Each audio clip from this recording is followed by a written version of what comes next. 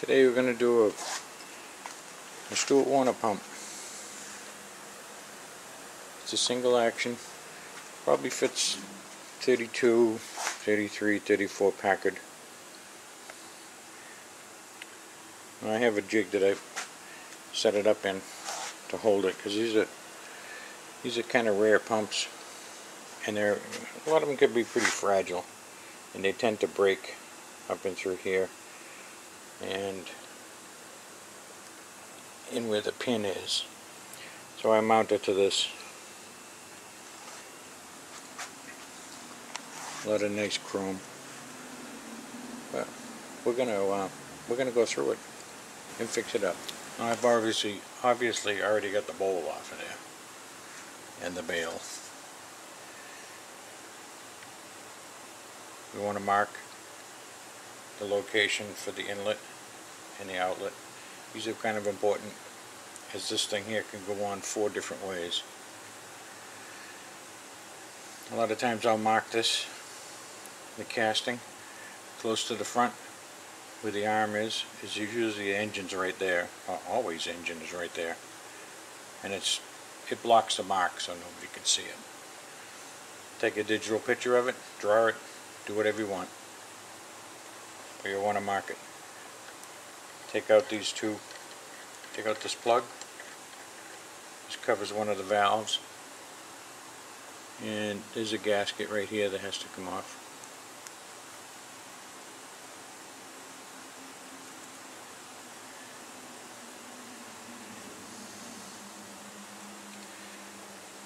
There's a spring and a valve down inside of here, and underneath this there's the same thing.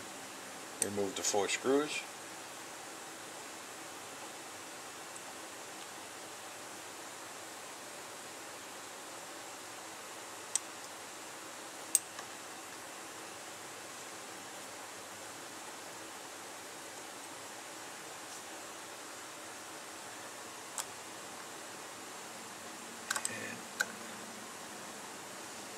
There's a gasket.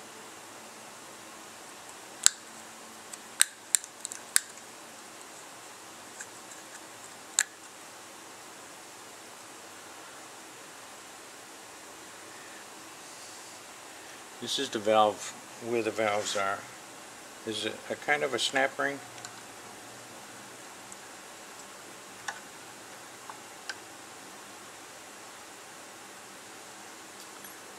And then this deal here holds the spring, which holds the valve. And the valve's down inside of here. A lot of times you can't get it out of there until you take these 10 screws out. So we'll do that now. Now with those 10 screws taken out of there, sometimes this just lifts up like that. Other times it's stuck. You have to get I use a putty knife and just set it in between here and just tap, tap, tap, tap, tap, and it'll separate it. And looks like I moved it far enough so that one of the valves already fell out.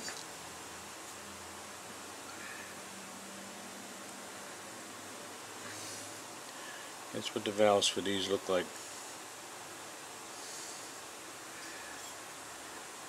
And one sits down in here, one sits down in here. Make sure you take the screen out and the gasket. We'll be glass beading that. And this nut, it's got to be removed so that you can get the diaphragm out of there.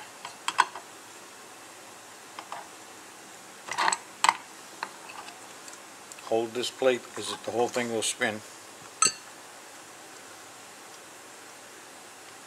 Remove the nut. And this washer. And this,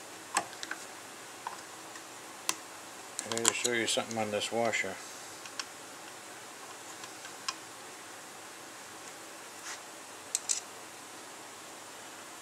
See little cuts in it? Little notches. Oh, there's also a notch in here. This plate has them.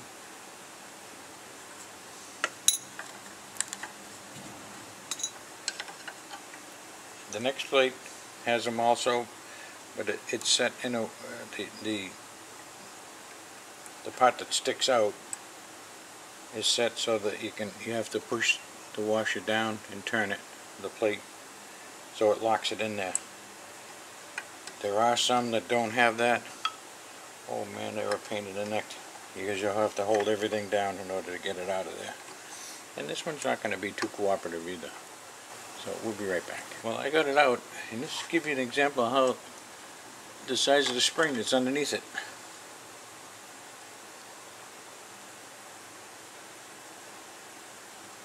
It's pretty strong. We got the 2 notches. You'll notice there's 2 more. That's my fault.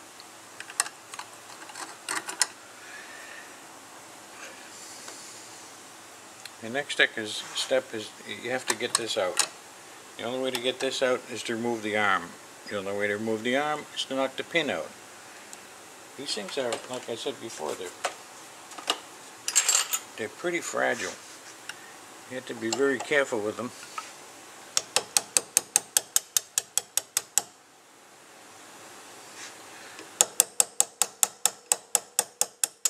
I lucked out, because this one here is pin is just sliding out nice and easy.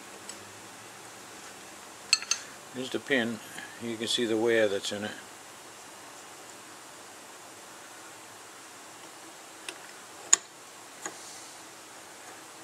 And slide the arm out. Slide the pull rod out. There's a few things you got to watch for on this. But this one here has that problem.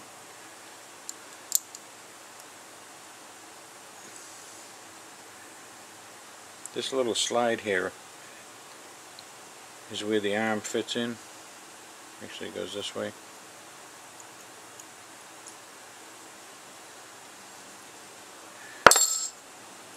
But there's so much rust in it. I'm sorry, it goes the other way. Anyway, these things rust away and they break. It's not really god-awful important because the arm still sits in there where it's supposed to. But up underneath here, there's supposed to be a little leather piece. It's a cushion for the arm. And this one's totally gone. It got swallowed up by the engine somehow.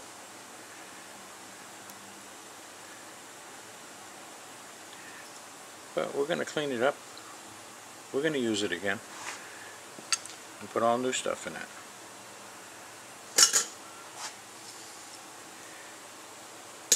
Let me show you something on this. On the return spring, it sits right in here. It's got its own little pocket.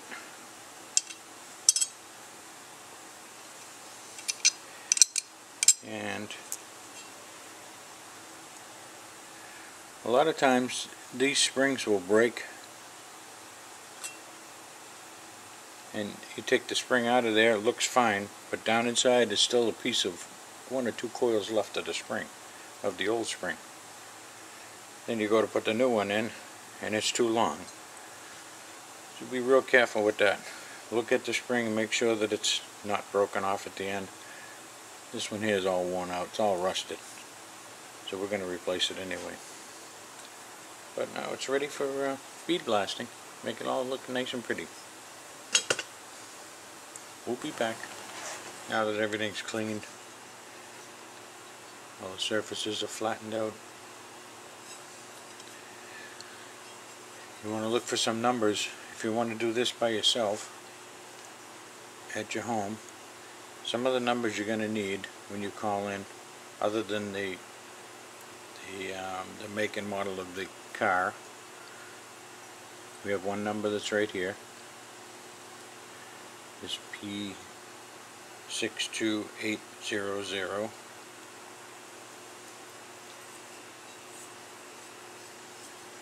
Now Stewart Warner A lot of times they put their number right in here. This one here wasn't there. There was nothing there, it's all blank.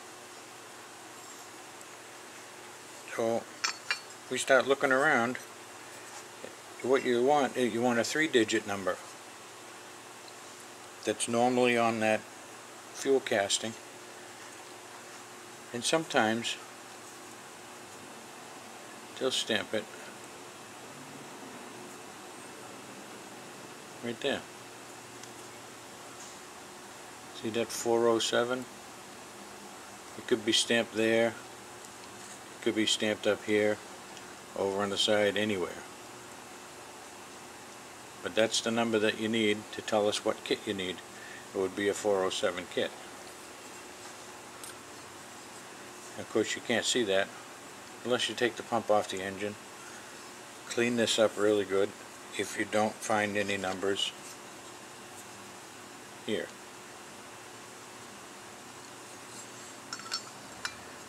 Now that that's taken care of,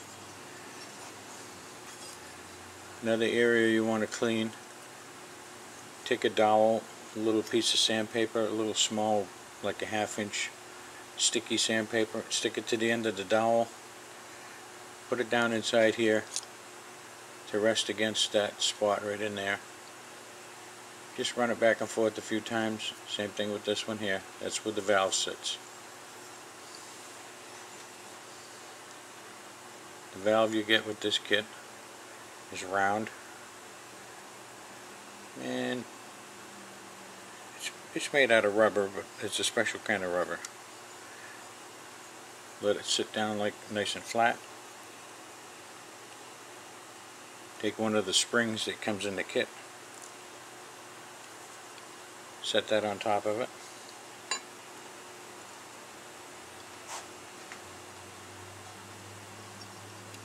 Then in goes that piece. Put the snap ring on.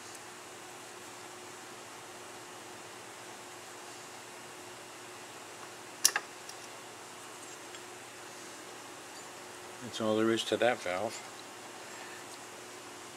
Now the other one, which is on the inlet side, again, drop the valve in, make sure it sits down flat.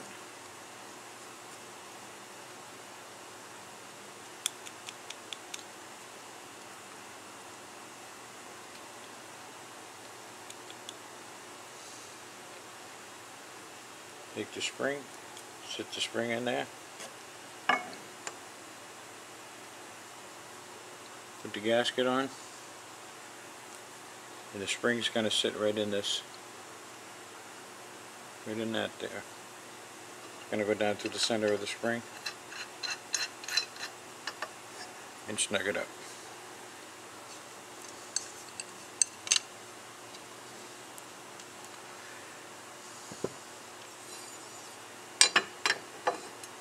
Next thing to go on is this top, but remember that the pump set this set at a 90-degree angle.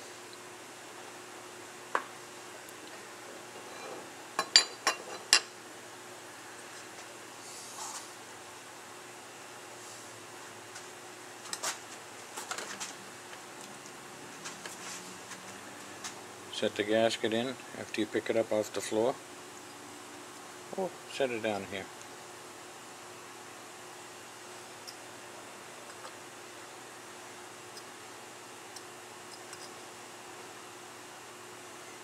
Line up the holes and put the 4 screws in.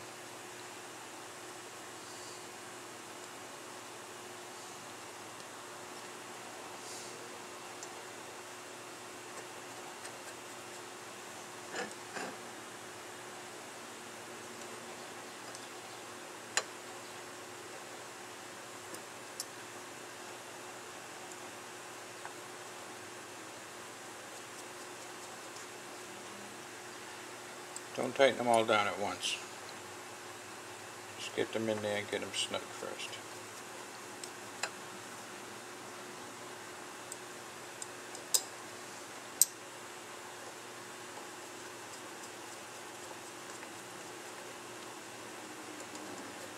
Try to bring them down as even as you can.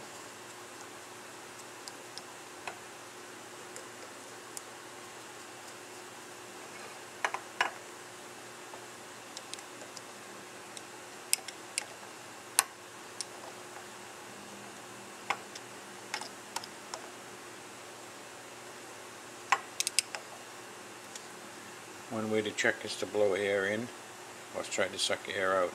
You should be able to pull air out, because this is the outlet, and not blow any air in.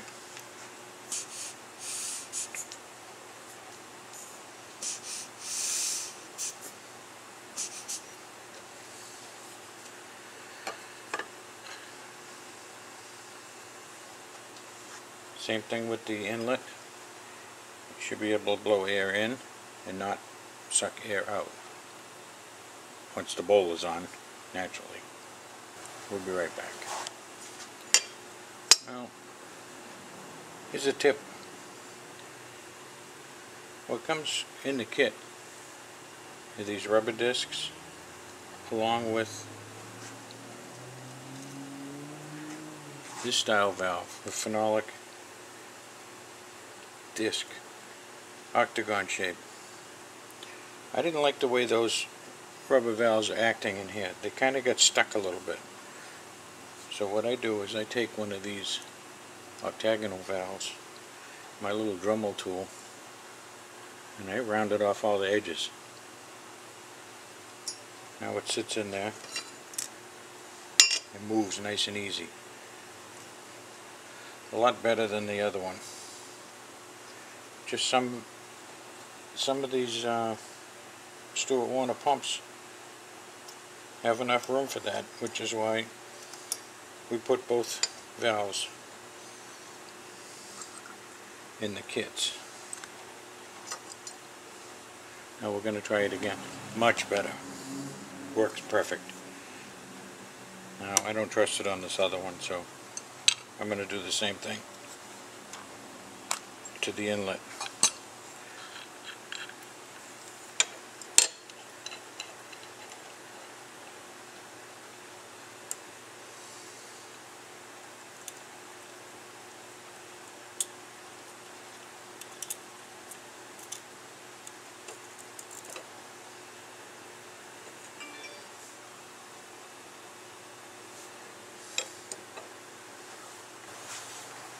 All you're doing is knocking those points off. Make it round. So much nicer.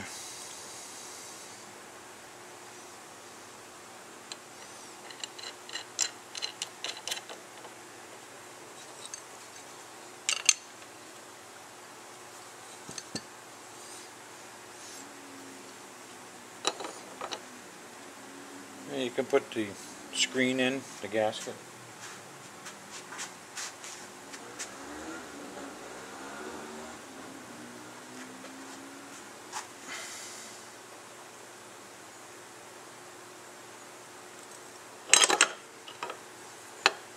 In the screen, put in the gasket, put the bail on, and the bowl.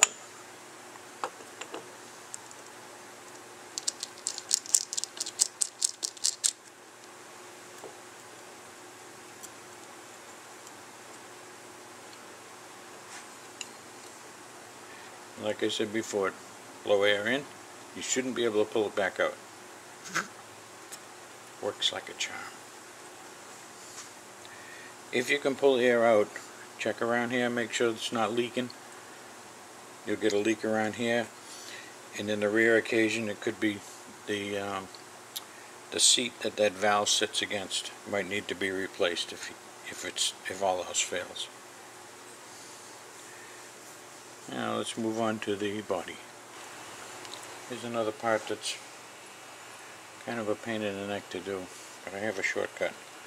What you're supposed to do is take this round piece of leather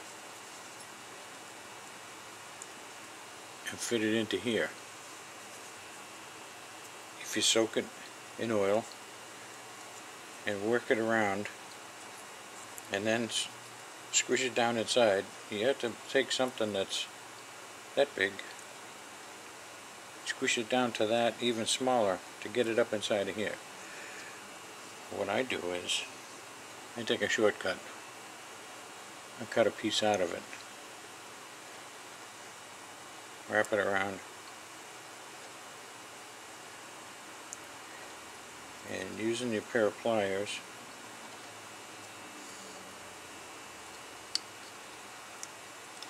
just force it in there. Soak it with a little bit of motor oil.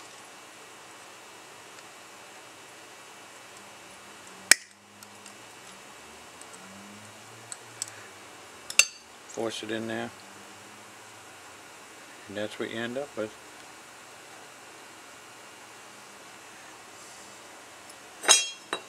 That's going to go down inside the body.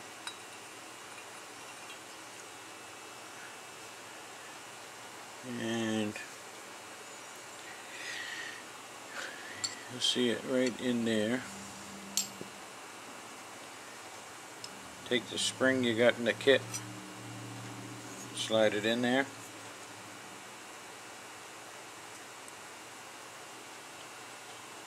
Try to line it up as best you can. And stick the arm back in.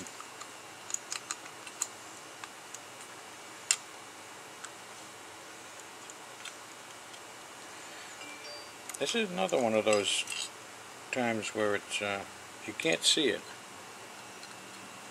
It's pretty tough to see what you're doing in there.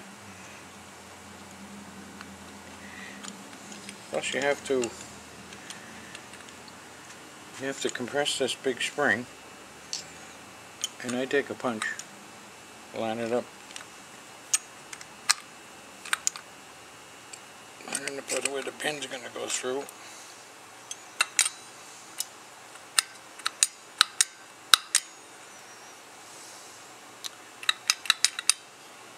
And you'll see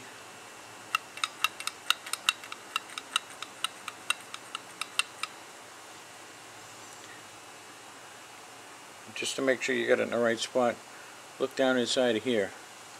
I can't see it right now because there's no light, but using a flashlight I can see that I missed it. So you take it back out and do it again.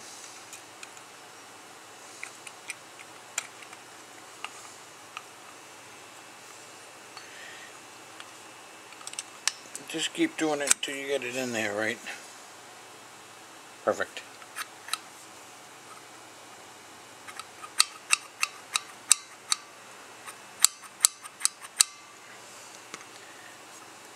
Now you want to get that pin, the new pin. We put in a couple of different styles in there. Some of them come out beyond, well, this is a larger version of it, but it looks like this. And it will go on in through that hole, and there's two little clips. Put one on each side. This could be in there also. I personally don't make the kit, so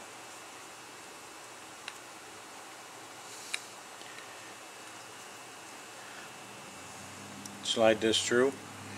Use this as a guide. Slide the pin through. It'll take a little bit, but you'll get it. Once you get it caught, just keep pushing it.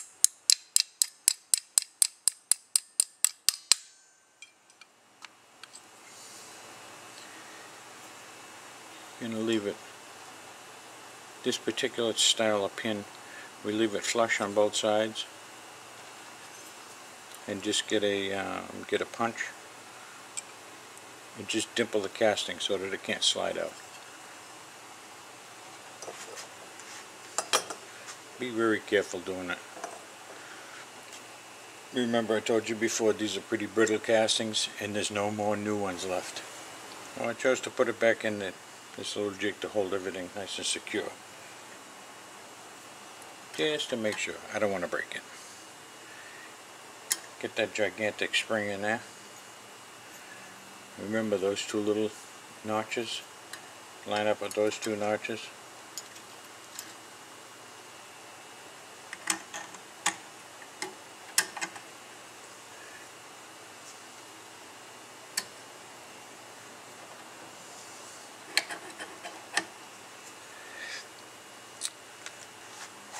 Put the diaphragm on there.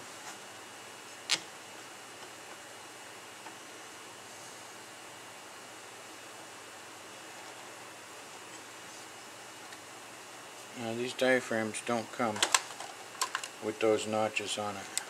What I like to do is take my little cutters. Just put a couple of cuts in it, just so that they'll fit over that.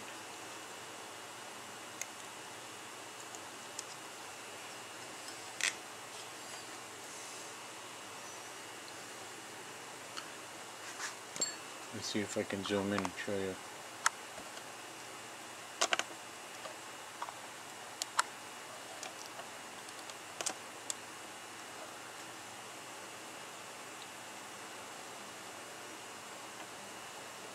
Fits nice and good.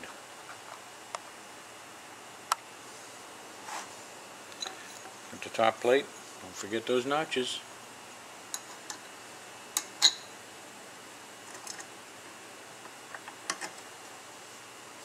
And also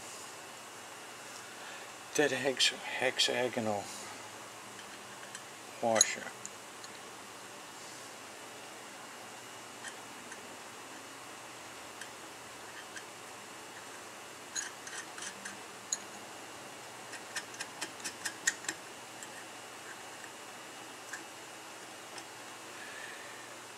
This can be a bit tricky. And what I didn't realize until after I was taking the video off the card, that the card was full, and I missed the whole part. After the diaphragm and everything is on and it's all nice and tight, line up the fuel casting the way it was. Get all the screws caught. Now you want to pull up on this arm to preload the diaphragm, then tighten down all the 10 screws. Once they're all tight, you can let go of the arm. A quick test, an easy test to do to make sure that, well, it's a half-assed way of testing it. Take the arm, put your finger over the inlet and work that arm, and you'll feel a suction on that, on the inlet side. Same thing with the outlet. You want to plug it, work that arm, and you'll feel pressure.